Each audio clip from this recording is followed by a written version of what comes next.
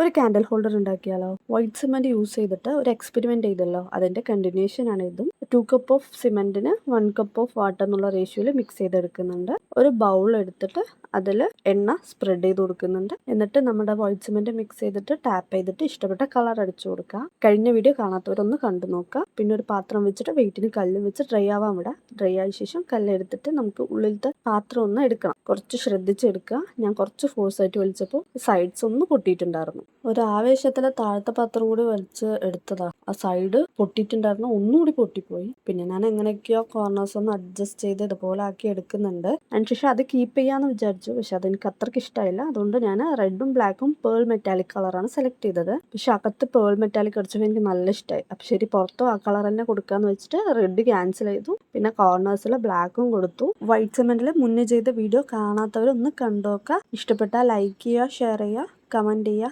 Subscribe ചെയ്യാനും മറക്കണ്ട. Next വീഡിയോയിൽ കാണാം. അപ്പോൾ ഓക്കെ, ബൈ.